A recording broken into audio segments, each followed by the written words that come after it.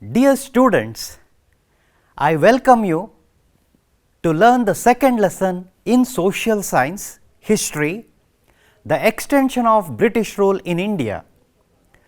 This lesson will be taught in two parts, and today I am before you to teach the first part of the extension of British rule in India. Before we go to the lesson, let me ask you few questions. Hope you are ready. These questions are related to the first lesson, the advent of Europeans to India. The question is, locate the main trading center of British in the western coast of India.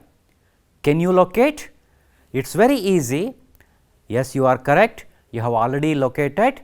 The correct answer is Mumbai or Bombay. Previously, the present Mumbai was previously called Bombay. So, this Bombay was the main trading center of British on the western coast of India. Now, I have one more question for you. Locate the place where the British had obtained Diwani rights in India. Will you locate on this map? Yes? Correct. It is Bengal. British had secured Diwani rights over Bengal. In Bengal, British had secured Diwani rights. You know very well what is Diwani rights? Trading license given to the British. So, once they had paid it to the Mughal Empire and they had obtained the trading license in Bengal. So, British had secured Diwani rights over Bengal. Next, one more question for you before I take you to the second lesson. Who gave free trade license to the British in Bengal? Come on, I have given you four options: Shah Alam II, Farooq Shiar, Siraj-ud-Dawla, Mir Zafar. Among these, who gave free trade license to British? Yes, let us answer it. Is it Shah Alam II? Is it Siraj-ud-Dawla or Farooq Shiar or Mir Zafar? Who gave free trade license to the British in Bengal? Let us see. So, the correct answer is Shah Alam II was not the person, he was the Mughal emperor, right? He did not give free trade license to the British. Then who else? Is it Mir Zafar? No, he was the Nawab of Bengal. Then Siraj-ud-Dawla was also Nawab of Bengal. Then the correct answer is Farooq Shiar.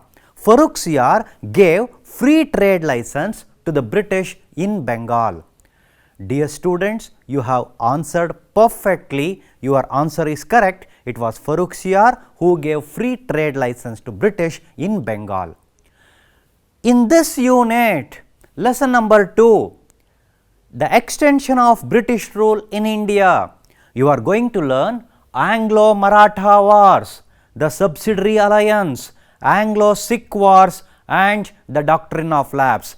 All these are the subtopics you are going to learn in this chapter. As I said in the introduction, this lesson will be taught in two parts, and today you are going to learn the first Anglo-Maratha war and also Subsidiary alliance.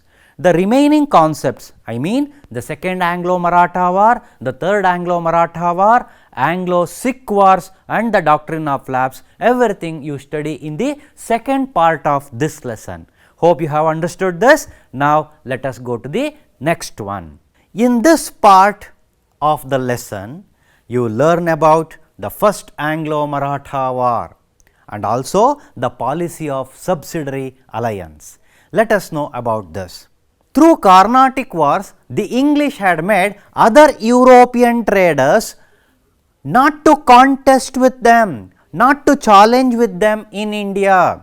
That means, in the first three Carnatic wars, that is, the first Carnatic war took place in the year 1746 to 48, and in the second Carnatic war 1749 to 54, and the third Carnatic war, it took place in the year 1756 and continued up to 1763. In these three wars, they subdued French. They defeated French completely. French were restricted to Pondicherry, Mahe, Chandranagar, Karaikal and Masulipattnam. So, entire India came under the control of British. That is why I told you, through Carnatic Wars, they made other European traders not to challenge them in India. British did not have any competitors to trade in India and also for their expansionism here. English gained complete political control over Bengal through the battles of Plassey and Buxar that you have studied in the first lesson. Therefore, in the introduction itself, I tried to remind you about those concepts. That is why in the introduction, I asked you few questions and you are able to answer, correct. So, through the battle of Plassey, they defeated Siraj-ud-Dowla, and through the battle of Buxar, they defeated Mir Qasim as well as they made Mir Zafar and his son as puppet in their hands. Therefore, they gained complete control over Bengal. British wanted to expand their trading network even in South India. They wanted to expand their influence even in South India, but it was difficult in the initial days. It was not so easy for them. Why? Because since the Marathas and Mysore states were dominant in southern and western parts of India, the hold of British was restricted to Bengal and Bombay regions only.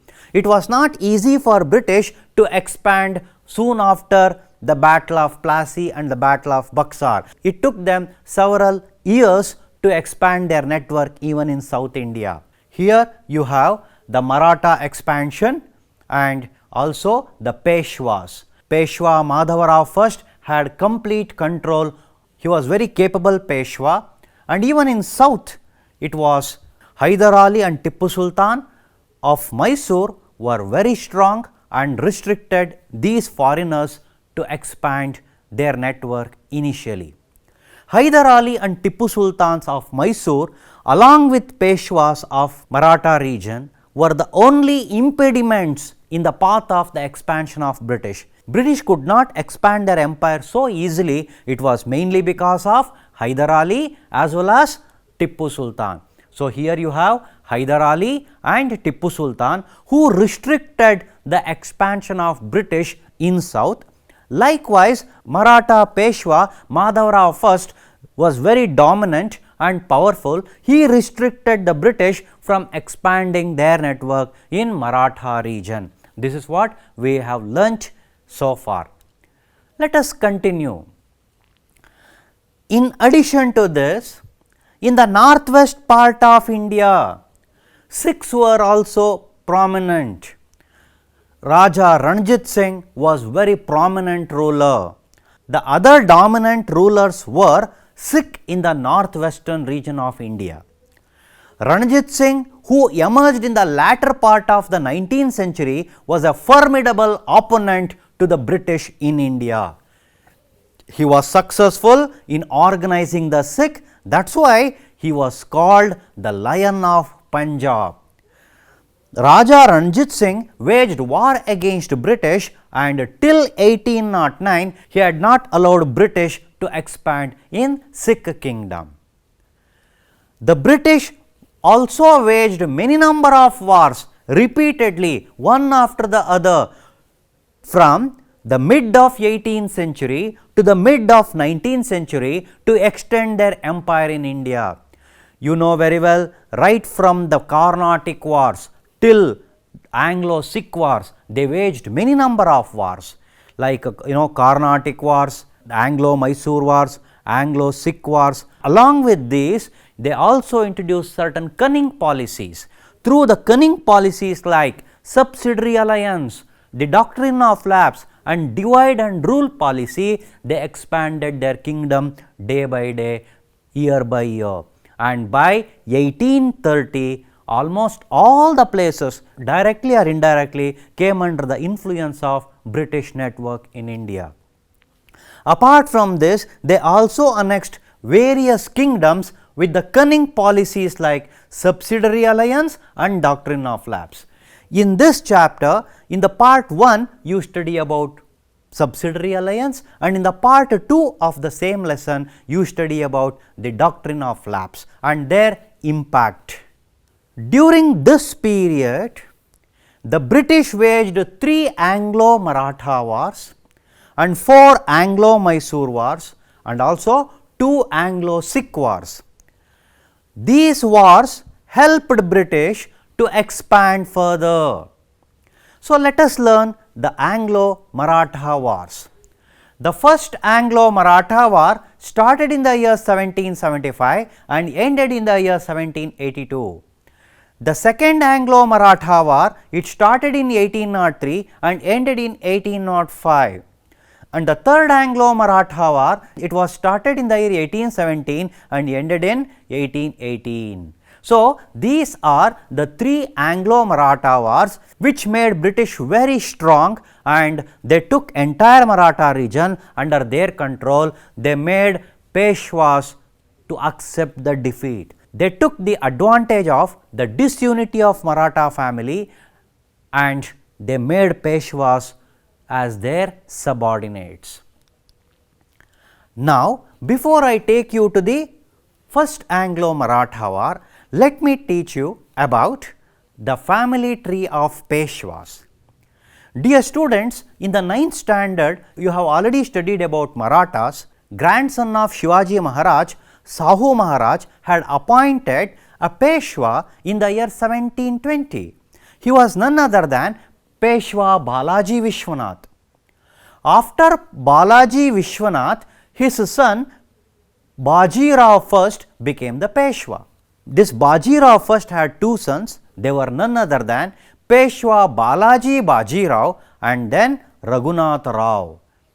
So, Balaji Bajirao was the elder son of Bajirao first. So, Balaji Bajirao became the Peshwa. After Balaji Bajirao, his son Madhavrao first became the Peshwa. Since Madhavrao first did not have male child, his brother Narayan Rao came to power. That means, Narayan Rao became the Peshwa. Who was Narayan Rao? Narayan Rao was the brother of Madhavrao. That means, for the first time the chain of Peshwahood from father to son is broken here. As Madhavrao first did not have a son, his brother Narayana Rao became the Peshwa. This was questioned by Raghunath Rao and he got murdered Narayana Rao and he tried to become Peshwa. Meanwhile, the Maratha leaders under the leadership of Nana Fadnavis, they declared Madhavrao II as the Peshwa, and this led to the first Anglo-Maratha war, and British interfered here.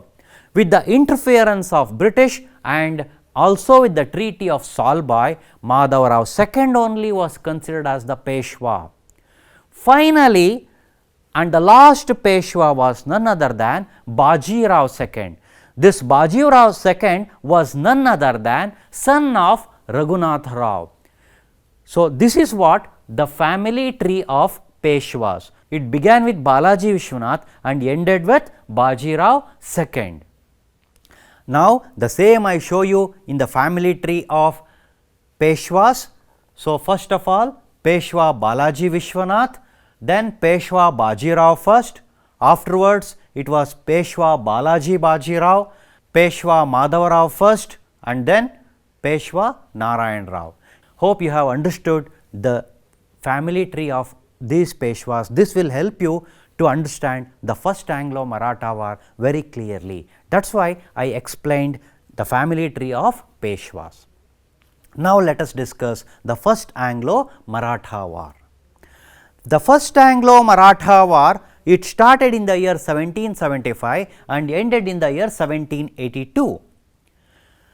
The Marathas instilled Shah Alam II back on the throne of Mughal Empire in Delhi. That means, after the battle of Buxar, the name of Shah Alam II had come down. These Marathas empowered Shah Alam II and again reinstalled him with all the powers on the throne of Delhi.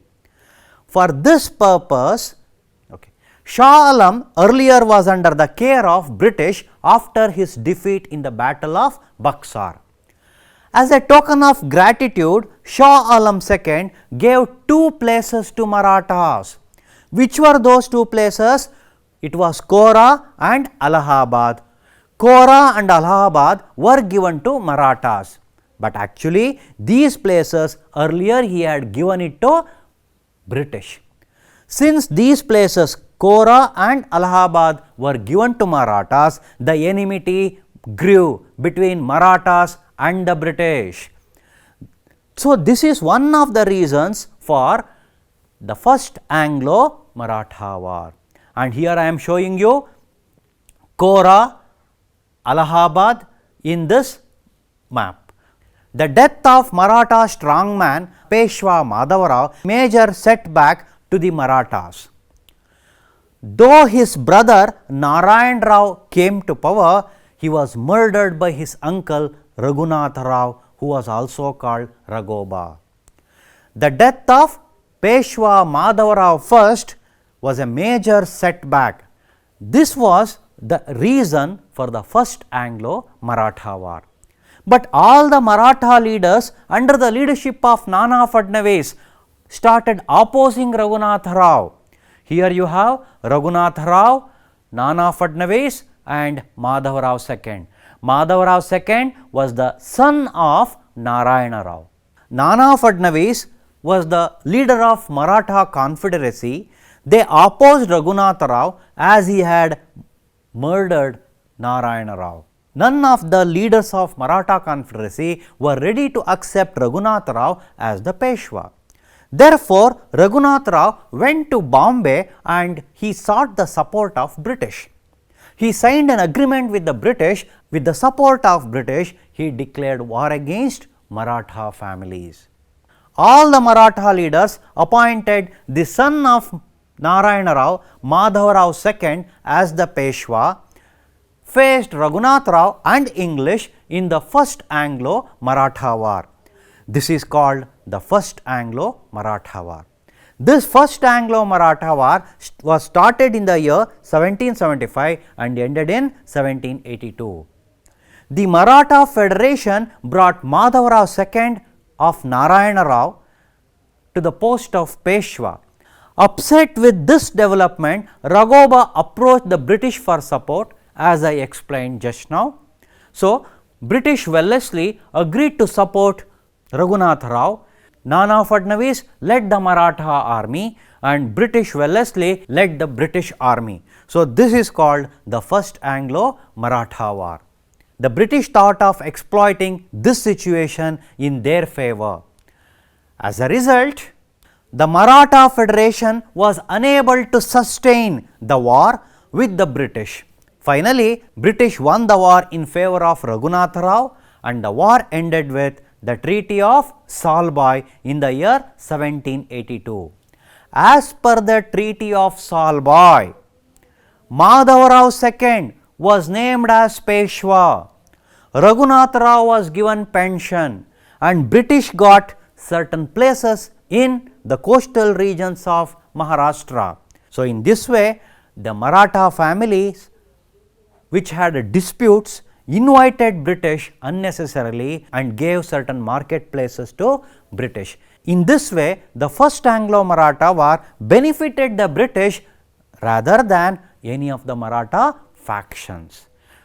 Madhavarao II became the Peshwa and Raghunatha Rao got the pension, and it was easy for British to enter into the politics of Maratha family. Dear students, now let us understand the policy of subsidiary alliance. What is subsidiary alliance? Who introduced subsidiary alliance? When was it introduced? Who all accepted this policy of subsidiary alliance? How this policy of subsidiary alliance was a cunning policy of British for their expansion. In addition to that, which all the native kingdoms signed for the policy of subsidiary alliance, everything you study in this chapter. First of all, subsidiary alliance was introduced by Wellesley. Governor General Wellesley brought this policy into effect in the year 1798. Why did he bring this? In order to bring the Indian states under his control, he introduced subsidiary alliance. This subsidiary alliance was actually military protection agreement between the native states and the British East India Company. The Indian state as well as the British East India Company were signing for a pact, and this pact was nothing but military protection agreement, and this is called subsidiary alliance. Now, let us see the terms and conditions of subsidiary alliance. The first term of subsidiary alliance is the Indian king had to keep the British army in his kingdom. Not only just keeping the army, he had to maintain its expenses. That means, the concerned state had to bear the expenses of the army and the wages of soldiers too, and also had to give certain revenue lands to the British East India Company. In addition to this, the third point I tell you, the king had to have a British resident in his court. British were appointing a resident to such courts, and he had all the power to interfere in the field of administration of the native ruler.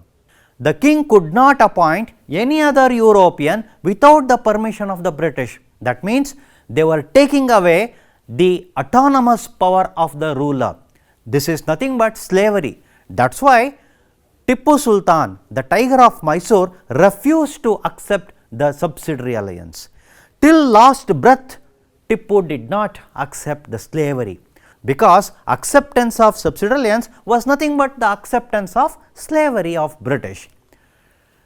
In order to enter any agreement or pact with any Indian government or native states, the permission of the Governor General was mandatory. It was compulsory for the native ruler to obtain prior permission of the British before signing any pact.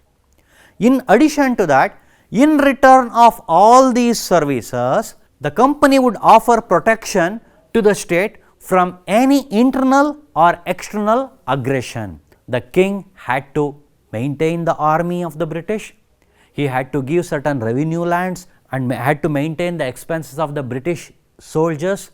In addition to that, he had to allow the officer, resident officer, to stay in his state, and also he would lose all the independence of taking decisions independently in the external matters. These were the terms of subsidiary alliance. Nizam of Hyderabad was the first ruler to accept this subsidiary alliance. The state of Hyderabad was the first state to enter this agreement. Afterwards, Mysore, Awadh, Tanjavur and Marathas of Pune, Berar, Gwalior and many others entered this agreement.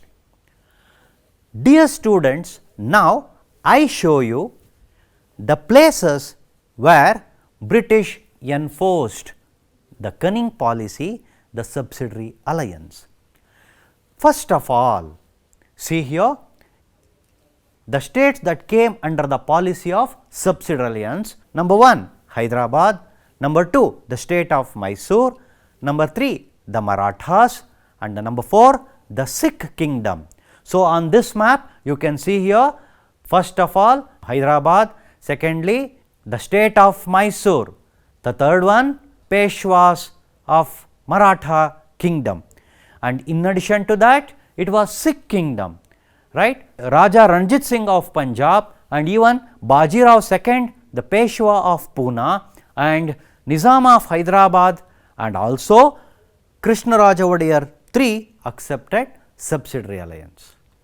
Likewise, Awadh, Tanjavur, Arcot of Carnatic, Gwalior, the rulers of all these states accepted subsidiary alliance. Now, let us locate them on the map. First of all, the ruler of Awadh, ruler of Tanjavur, likewise the ruler of Arcot, ruler of Gwalior, all these signed for the policy of subsidiary alliance. Dear students, hope you have very well understood all these concepts. Now, it is the time for recapitulation. What all we learnt in this unit? In this part 1 of second lesson, the extension of British rule, you learnt about Anglo-Maratha wars and also you learnt about the subsidiary alliance. In the Anglo-Maratha wars, you learnt only the first Anglo-Maratha war. This first Anglo-Maratha war ended with the Treaty of Salbai and Madhavarao II was named as the Peshwa, Raghoba got pension and British got few places. In addition to this, the subsidiary alliance, Governor General Wellesley introduced subsidiary alliance in 1798 and Nizam of Hyderabad was the first person to accept the subsidiary alliance, and also you located all the other places which came under the cunning policy of British, the subsidiary alliance. Now, it is the time for me to give you some assignment, that is homework. Will you do all these assignments? Yes, this is given in your textbook page number 16 and these are fill in the blanks related to the content which I taught you today. At the end of the first Anglo-Maratha war, dash agreement was entered between Marathas and British. So, just now I repeated the same in the recapitulation too, you need to answer it. The subsidiary alliance system was implemented by dash. So, these two fill in the blanks you need to answer. In addition to that, few more question answers I would like to give you. Number 1, explain the reasons for the first Anglo-Maratha war. What were the conditions under subsidiary alliance? You need to explain. Explain the third Anglo-Maratha war.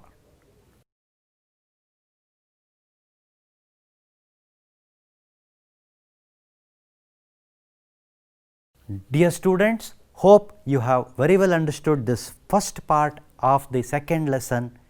The remaining concepts I will teach you in the next class. Thank you.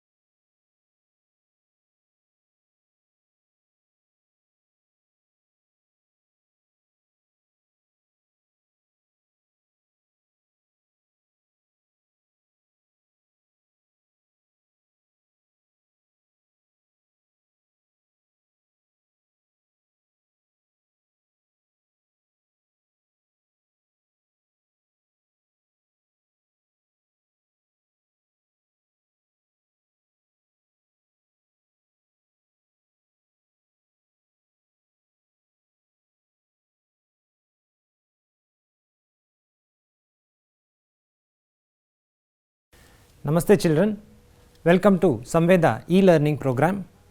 Today we are continuing with the topic electricity, and this is the fourth session out of the 5 sessions of this topic. And in today's topic we are learning about the subunit resistors in series and parallel.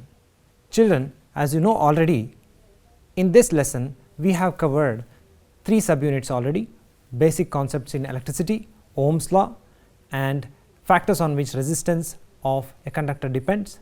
Now today we are learning about resistors in series and parallel. Children, what are the learning points in this session? Resistors in series and parallel, equivalent resistance of a system of resistors, electric current and potential difference in a system of resistors, and solving numerical problems based on resistors in series and parallel. So, in today's class we shall see how to apply the Ohm's law along with the system of resistors in series and parallel. That means you are seeing also the extension of all what you have learned in the previous sessions. Before starting today's lesson, now I have one question to you, and to pose you that question, let us go into this activity. Children, now at homes we use many electrical appliances, and this is an activity to verify what sort of connection goes inside our homes. If I give you an example, at homes we use many electric lights, and if in a situation arises wherein one electric bulb, if it burns out, it will lead to the non-functioning of all the other electrical appliances at home, will you be using such an electric circuit? I am sure your answer is definitely no. That means what you want is, even if one electrical appliances is not functioning properly, you want the other appliances to be working perfectly all right at the same time. Come, let us see why this problem persists and why do we solve this in a different circuit. So here children, you are observing that we are placed 2 electric bulbs in the circuit and they are connected in series, that is one after the other. Now the switch is open. Now as soon as I close the switch, what will happen here? Yes, the charges will start flowing, and currently the ammeter you can see it is 0. So now I am closing the switch. Yes, we are seeing that the 2 electric bulbs are lit up, and you are observing the free flow of charges through those bulbs. Now if we come across a situation that one bulb gets burnt out, any one among 2, then what will happen to this electrical circuit that we built? Will the other bulb glow when one is burnt out? See, now in order to symbolize that one bulb is non functioning, I have disconnected one bulb.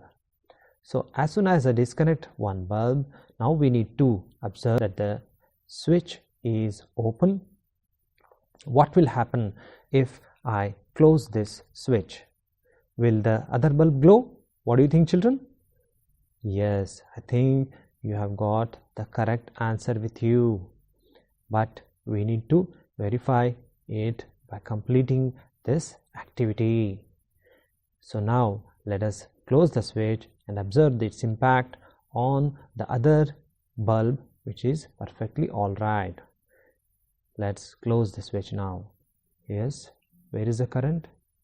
No, even though the switch is closed, there is no electric current flowing through the circuit, hence there is no electric bulb is not glowing. So what is the reason? Yes, in this series circuit, if one electrical appliance is not functioning properly, then the other appliances will also not work properly. So do you want this type of circuit at homes, children? Yes, definitely no. because if in series connected electrical appliances, one appliance gets not functioning, then other also, the entire circuit doesn't function. Yes, you just saw this activity. So, what do you think about the electrical components or electrical appliances being connected in series and being connected in parallel? Yes, here we can say this is the arrangement of resistors or electrical components in series, one after the other. Which is the other way? Yes, it is the system which is where the resistors are connected in parallel, right, one below the other. Branching of the circuit is happening here. Yes, children, here in this diagram you are seeing that the resistors are connected in series, right. Now, my question to you is whether when we connect the electrical components in series, the amount of current that flows through that each resistor, whether it will vary. So, my question to you is whether this resistor and when compared to these two resistors will be allowing the same amount of current will be recorded here in ammeter, or different amount of electric current will be recorded. Now, are you curious to know about this? Yes, come, let us go into this activity and see whether in this electrical components which are connected in series circuit, there the electrical current varies in each or whether it remains the same. That is our question.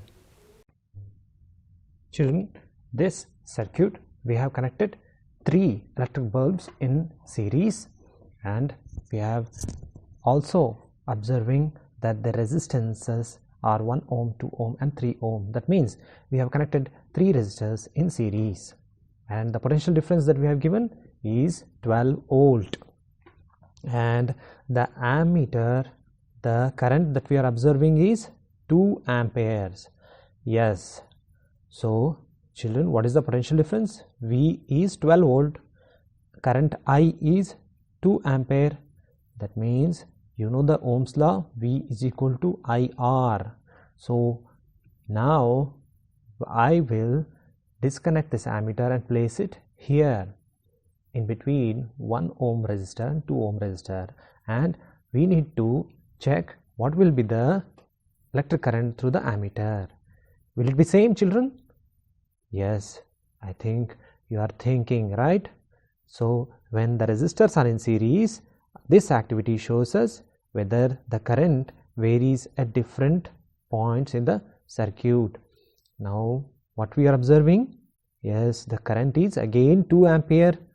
That means earlier also it was 2 ampere. The current is not changing wherever we connect the ammeter in the circuit. So now again when we change it to another position in the circuit, the ammeter is showing the same current. So children, you need to remember that V is 12 volt is equal to 2 is current, 2 into what is the value of resistance then? Yes, it is 6 ohm. So how do we get 6 ohm here?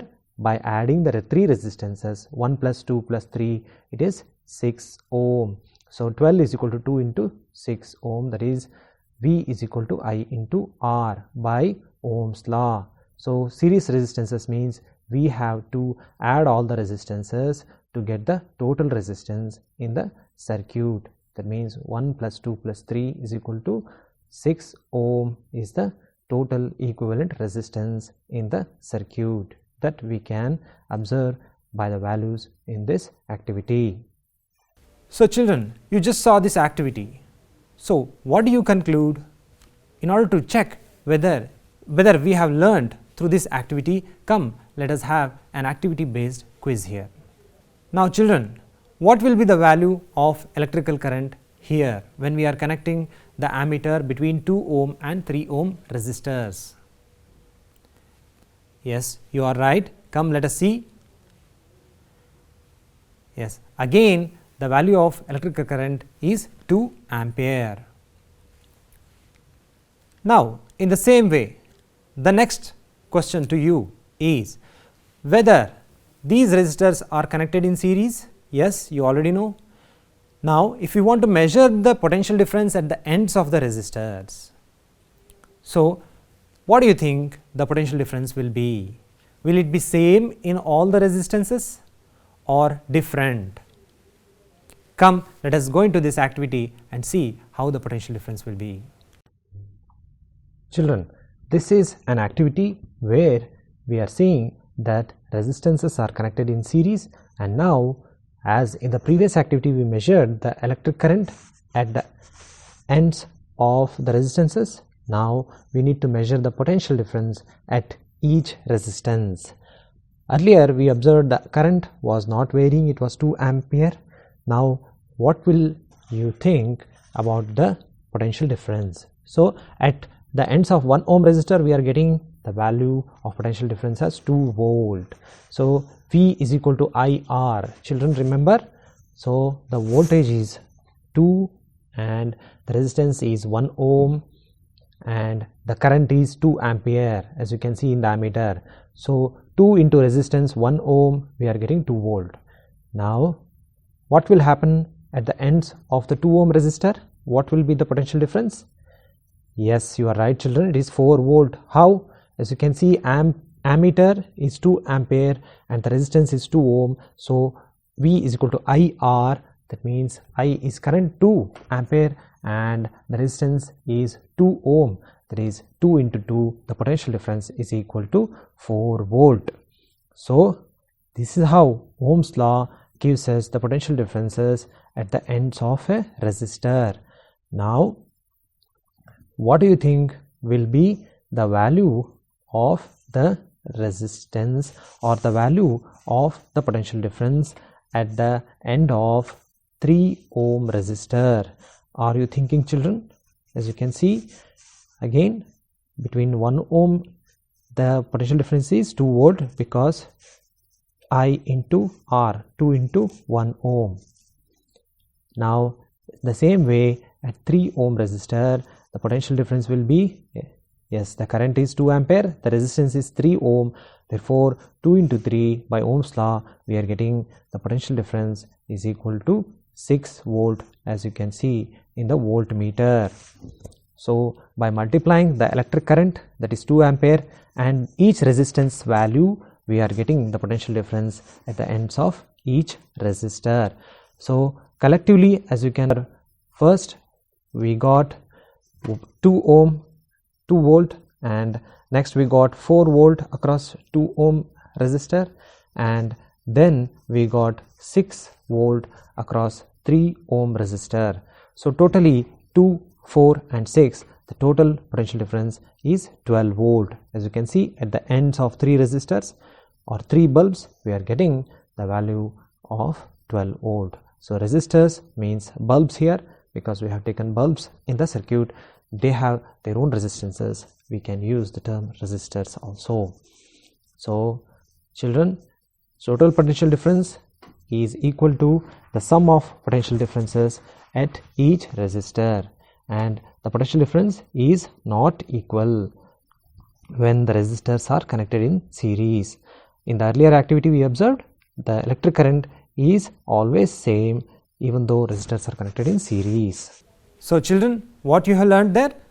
Yes, you learned that the potential difference varies across resistors. Each resistor has its own potential difference, right? So the current value was same in each resistor in series circuit, but the potential difference varies depending on the value of the resistance. Now children, an activity based quiz for you. Come, let us go into this activity. So what will be the value of the potential difference across the resistance 1 ohm is the question to you. Yes, come, let us see what you have thought is right. Yes, as you can see, the potential difference is 2 volt. How do we get this potential difference as 2 volt? As you can see, it is by Ohm's law. V is equal to IR and V is equal to I, what is the value of I? It is 2 ampere I. And R1, what is the value of R1? It is the first resistance 1 ohm. So, we got the value 2 into 1, 2 volt, that is the potential difference of the first resistor.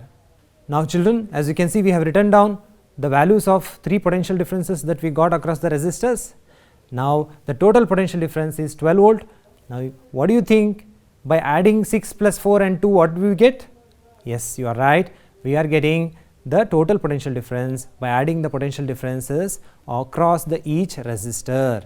So now we can write the total potential difference V is equal to V1 plus V2 plus V3. V1 means the potential difference across the resistor 1, V2 means potential difference across the resistor 2, and V3 means potential difference across the resistor 3. Now by Ohm's law we know I into R, right, I into R. So this is the total potential difference, that is why we have taken total current I and total resistance Rs, that is the equivalent resistance. Rs means equivalent resistance when the resistances are connected in series. So here we have written down I into R1 for V1 by Ohm's law, again by Ohm's law I into R2, I into R1, R3. So by taking common we have got R1 plus R2 plus R3. Now we cancel I and I on both sides, they are same, because you saw that the electrical current was same everywhere, and equivalent resistance when the resistances are connected in series, Rs is equal to R1 plus R2 plus R3. So remember, whenever resistors are connected in series, then the equivalent resistance, if we want to find the total resistance in the circuit, we need to do what here? We need to add the resistances of each resistor. So here we will get in this activity, what is the total value of resistance? It is 6 ohm, 1 plus 2 plus 3, that is 6 ohm. Now we have learnt about resistors in series, how the electrical current is same and the potential differences across the resistors varies. Now my question to you is whether in this parallel circuit each resistor will allow the same amount of electrical current or the electrical current will be different. Let us learn this through this activity. Children, this is the activity where we have connected the resistors or electric bulbs in parallel connection, that is in a branched circuit, one below the other, and now we need to observe the electric current. What will be the value of the electric current? Will it be higher? As you can see, 1 ohm, 2 ohm, 3 ohm bulbs we used earlier also. Now we need to see whether the current will be higher. So yes, here you are observing, yes, the current is higher. That means when we connect the same resistors in series, we had got the value as only 2 ampere, but when the same resistors are connected in parallel connection, we are getting the electric current 22 amperes, which is around 22 amperes. So therefore we can say that whenever resistors are connected in parallel, we have lesser resistance. And second thing, when one bulb is worn out or burnt out, as you can see, the other 2 bulbs are functioning properly. And in series connection, we observed that if one bulb was not functioning, the entire circuit was collapsing without any flow of charges. And also in the series circuit, we observed that the ammeter was showing the same reading of 2 ampere. Now what will we do is we will measure the electric current in each resistor, that means in each branch of the circuit. So now in 1 ohm resistor, let us see what is the value of electric current in the ammeter, and you can observe that the potential difference is 12 volt that we have supplied. Yes, current is equal to V by R by Ohm's law. I is equal to V by R. V is 12 volt, R is 1 ohm in the first resistor. So 12 by 1 is 12 ampere. As you can see, the first resistor is 1 ohm and the total potential difference is 12 volt. So 12 by 1 is 12 ampere, that is I is equal to V by R.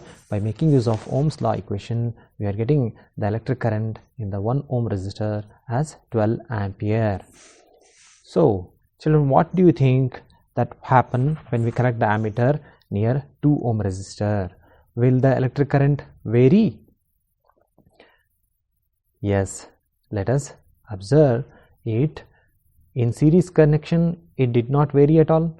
It was 2 ampere everywhere. Now we have connected it around 2 ohm resistor. Let us see what is the electric current flowing by switching on the switch. Yes children, what are you observing? It is 6 amperes of electric current. So again, by Ohm's law, can you apply and calculate? Can you verify it? Yes. V by R. V is 12 volt, R is 2 ohm. So 12 by 2 is 6 amperes. So it's perfectly accurately we are getting the values by Ohm's law also. So children, what do you think will happen here to the electric current? As you are already observing, 12 ampere at 1 ohm resistor, 6 ampere at 2 ohm resistor. What will happen at 3 ohm resistor? You already know that it will vary. Yes, again by Ohm's law, that is potential difference is 12 volt and the resistance is 3 ohm, and total electric current in 3 ohm resistor is 12 by 3, it is 4 ohm. So we can conclude that in parallel resistors, the electric current varies at each resistor, and we can find the electric current's value by making use of Ohm's law. So children, this is the first thing that we have noted here. The other thing that we need to verify is the potential difference at the ends of each resistor. So how do we measure the potential difference? Yes children, you are right, by using voltmeter. We will measure the potential difference across 1 ohm resistor, 2 ohm resistor, and as well as the 3 ohm resistor by making use of the voltmeter. So in series circuit, when you saw that the potential difference was varying, earlier we have seen that activity.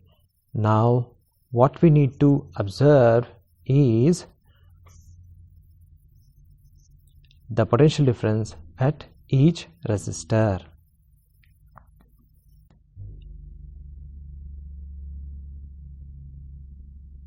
Yes children, as you can see, now we shall measure it across the 1 ohm resistor. By Ohm's law, what will you think? Yes, the potential difference is 12 volt. So how did we get 12 volt? The current was in 1 ohm resistor 12 ampere, so 12 into 1 is 12 volt. I into R. So in the 2 ohm resistor 6 amperes of current was there. So what will be the potential difference? Yes children, you are right. It will be 6 into 2, that is 12 volt. 6 ampere of current was flowing, 2 ohm resistor. So the potential difference will be by Ohm's law, 6 into 2, that is 12 volt. By now you may be knowing the answer for potential difference at 3 ohm resistor. So again, as you can see, the value is 12 volt itself, because 4 ampere of electric current was flowing. So one good thing that we observed here is the potential difference is not varying at each resistor when they are connected in parallel. So children, what do you learn through this activity? Yes, you are right. You learned that when we connect the resistors in parallel, that means one below the other, then the electrical current that is flowing, it also changes in each resistor. It was unlike the case in the resistors in series, where the electrical current was same in all the resistors. Here it is different in each resistor, right? Here you can see it is 12 ampere. That means V is 12 volt and the resistance is 1 ohm. 12 by 1 is 12. So we are getting 12 amperes of electric current. You can see the potential difference is 12 volt and the resistance where we are measuring the electrical current is 1 ohm. So 12 by 1 is equal to 12 ampere is the electric current flowing through this 1 ohm resistor. So if you add these three values, it will be equal to 22 amperes. So now children, we will write it here that as in the series resistors cases, we wrote V is equal to V1 plus V2 plus V3. Here we will write electrical current, total electrical current is equal to the sum of electrical currents in each branch of the resistor. So, and here I we can write by Ohm's law as V by R, and Rp is the equivalent resistance when the resistors are in parallel. So, and here we have written the electrical current values for each resistor V by R1 plus V by R2 plus V by R3. So, here we have taken the common factor V, and which comes across 1 by R1 plus 1 by R2 plus 1 by R3. By cancelling V and V on both sides, we get 1 by Rp is equal to 1 by R1 plus 1 by R2 plus 1 by R3. The equivalent resistance of the resistors in parallel is equal to the sum of the reciprocals of the individual resistances in the circuit. So, we will get the calculating the value, we will get 11 by 6 ohm.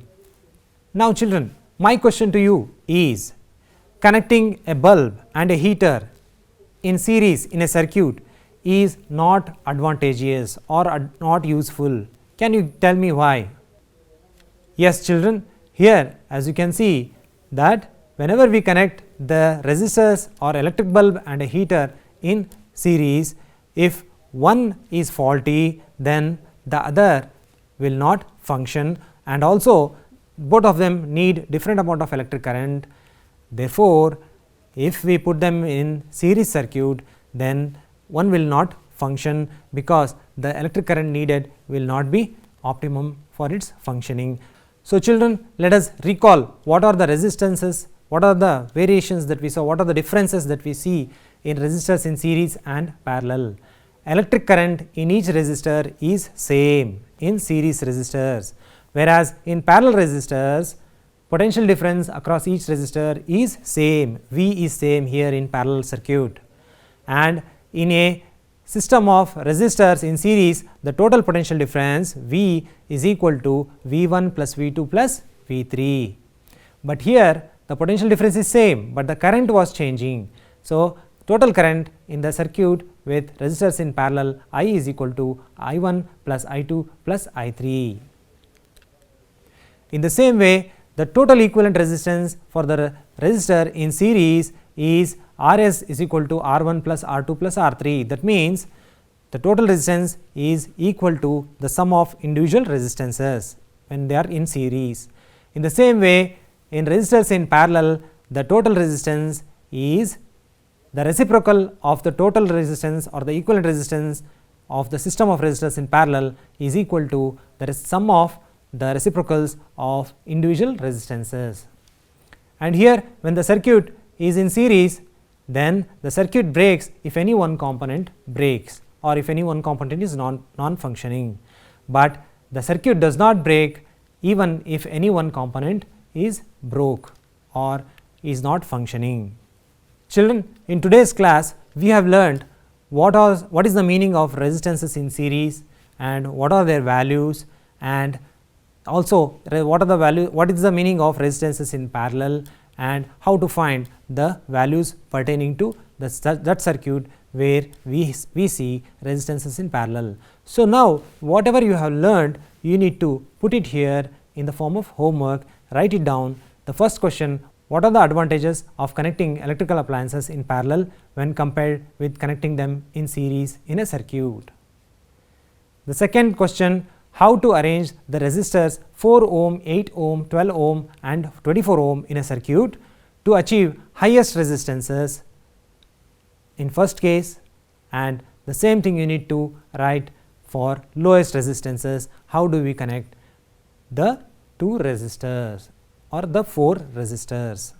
So, children, in today's class we have learned about the system of resistors in series and parallel, how the electric current is same in series circuit and how the potential difference is same in the parallel circuit, and also we have solved some numerical problems based on an activity. So, you try to learn more concepts out of this and try to solve more questions and keep studying. Thank you.